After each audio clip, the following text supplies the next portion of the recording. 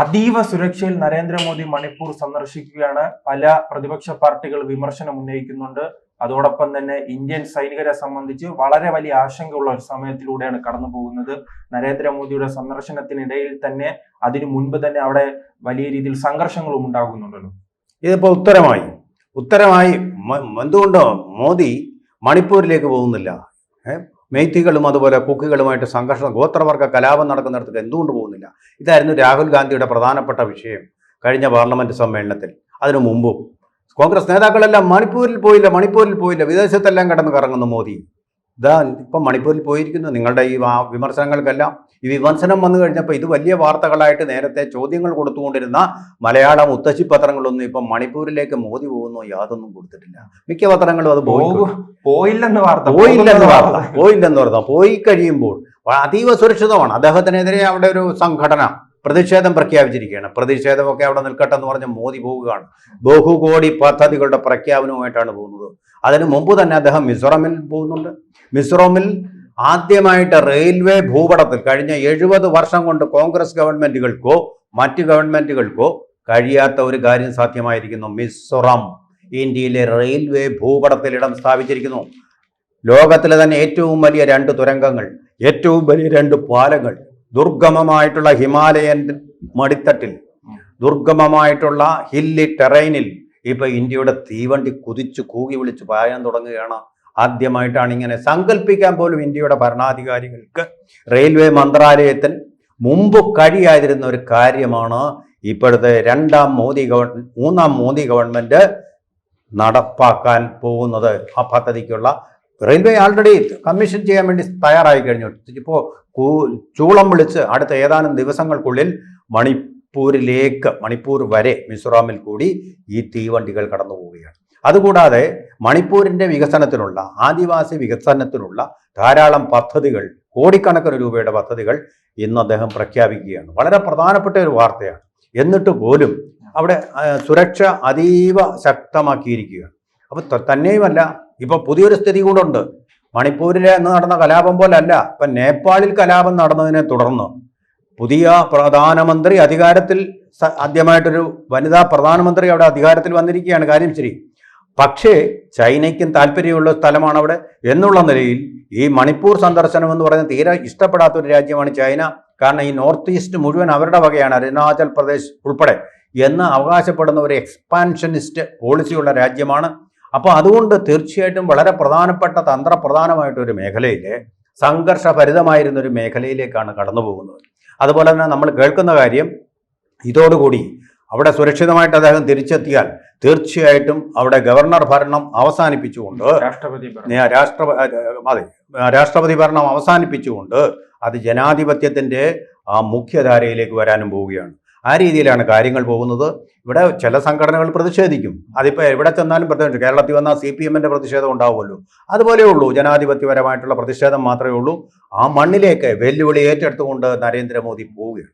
ഇതുവരെ കുക്കി മേഖലയിലേക്കെല്ലാം പോകുന്നത്. കുക്കിയും പോണ്ട മെയ്തി മേഖല, കുക്കി മേഖലയിലേക്കാണ് പ്രധാനമായിട്ടും പോകുന്നത്.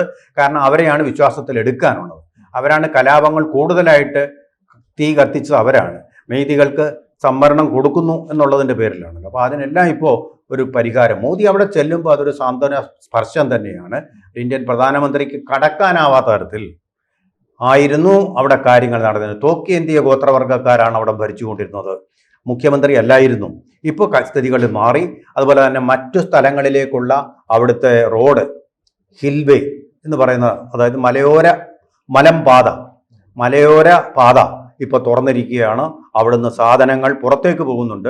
പുറത്തുനിന്ന് സാധനങ്ങൾ മണിപ്പൂരിലേക്കും വരുന്നുണ്ട്. അങ്ങനെ മണിപ്പൂരി നൃത്തത്തിൻ്റെ മനോഹരമായിട്ടുള്ള തലസ്ഥാനമായ ആ സ്ഥലം വീണ്ടും ഇന്ത്യയുടെ ഐക്യപ്പെട്ട് ഒരുമിച്ച് കലാപങ്ങളില്ലാത്ത ഭൂമിയായിട്ട്, ശാന്തമായിട്ട് ഭൂമിയായിട്ട് തിരിച്ചു വരാനുള്ള ചുവടുവെപ്പുകൾ നടത്തുകയാണ്. കോടതിയുടെ ഒരു വിധി കൊണ്ടുവന്ന തെറ്റിദ്ധാരണ തിരുത്തുകയും അങ്ങനെ വീണ്ടും അവിടെ സമാധാനത്തിന്റെ സൂര്യൻ ഉദിക്കുകയും ചെയ്യുന്ന ഒരു അന്തരീക്ഷത്തിലാണ് മോദി. അതുപോലെ തന്നെ ഞാൻ ആദ്യം സൂചിപ്പിച്ചത് തന്നെ, ഒരു സംഘർഷത്തിന്റെ മുൾമുനയിൽ നിൽക്കുന്ന ഒരു പ്രദേശത്തേക്കാണ് ഇന്ത്യയുടെ പ്രധാനമന്ത്രി പോകുന്നത്. അപ്പോൾ അത് എന്തായാലും ആ ധൈര്യം സമ്മതിക്കണം അല്ലേ സാർ? അതെ, തീർച്ചയായിട്ടും ചങ്കൂറ്റം സമ്മതിക്കണം. നമ്മൾ കേരളത്തിൽ തന്നെ കണ്ടതാണ് ഉദാഹരണം. കൊച്ചിയിൽ അതീവ സുരക്ഷയുള്ള ഇദ്ദേഹം കൊച്ചിയിൽ നഗരത്തിൽ കൂടി ഇറങ്ങി നടക്കുന്നത് നമ്മൾ കണ്ടില്ലേ? കൊച്ചി നഗരത്തിൽ കൂടി ഇറങ്ങി നടക്കുന്നു. 40 കാറുകളുടെ അകമ്പടിയൊന്നുമില്ല. നേരെ ഇത് നേരിയതും തോളത്തിട്ടുകൊണ്ട് അദ്ദേഹം അങ്ങ് നടക്കുകയല്ലേ, മുണ്ടും നേരിയതുമായിട്ട്. അത് നമ്മൾ നേരിട്ട് കണ്ടതല്ലേ. അതുപോലെ തന്നെ ഇപ്പോൾ പിന്നെ ശ്രീജിത്തെ, നമ്മൾ ഓർക്കേണ്ട ഒരു കാര്യം, ഐസ്വാൾ എന്ന് പറയുന്നത് എന്തിവിടെയാണെന്ന് സാധാരണക്കാർക്കാർക്കും അറിയില്ല. അങ്ങനെ ഒറ്റപ്പെട്ട് നിൽക്കുന്ന ഒരു സ്ഥലമാണ് ഈ മിസോറാമിലെ ഐസ്വാൾ എന്ന് പറയുന്ന സ്ഥലം.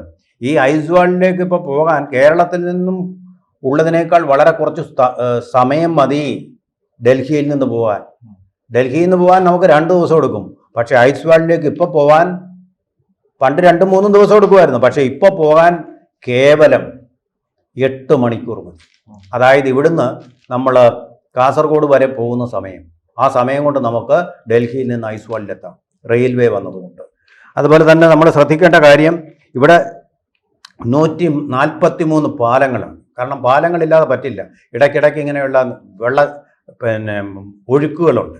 അതിന് മുകളിൽ കൂടിയുള്ള പാലങ്ങൾ, 45 തുരങ്കങ്ങൾ. കാരണം മല തുരന്നാണ് ഇത് പോയിരിക്കുന്നത്.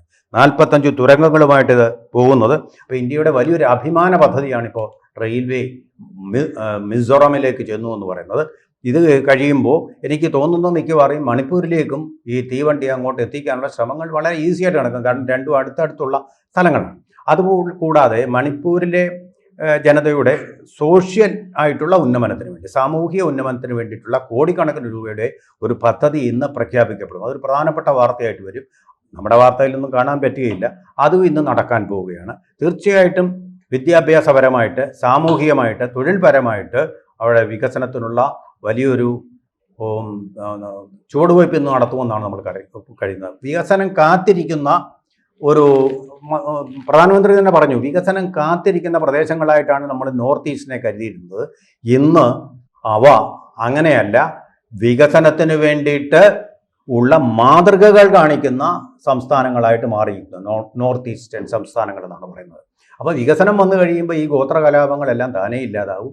അതിർത്തിയിൽ നിന്നുള്ള നുഴഞ്ഞുകയറ്റം ഇല്ലാതായിത്തീരും. അത് സുരക്ഷിതമായി തീരുകയും ചെയ്യും എന്നുള്ളൊരു കാഴ്ചപ്പാടോട് കൂടിയാണ് വികസനത്തിൻ്റെ ഒരു കാഴ്ചപ്പാട്.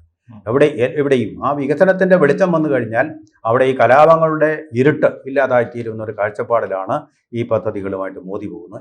ഏതൊരു കലാപത്തിൻ്റെ ആത്യന്തികമായ പരിഹാരം എന്ന് പറയുന്നത് വികസനം തന്നെയാണ്. വികസനം ഇല്ലാത്തതുകൊണ്ടുള്ള ഇന്ത്യ ഇതുവരെ കഴിഞ്ഞ 70 വർഷങ്ങളായിട്ട് വികസിക്കാതിരുന്നതിൻ്റെ ദുഷ്ഫലങ്ങളാണ് ഈ കലാപങ്ങളായിട്ട് പുറത്തു വന്നുകൊണ്ടിരിക്കുന്നത് എന്നുള്ളൊരു യാഥാർത്ഥ്യത്തിൻ്റെ അടിസ്ഥാനത്തിലുള്ള പദ്ധതികളാണ് അവിടെ നടപ്പാക്കിക്കൊണ്ടിരിക്കുന്നത്.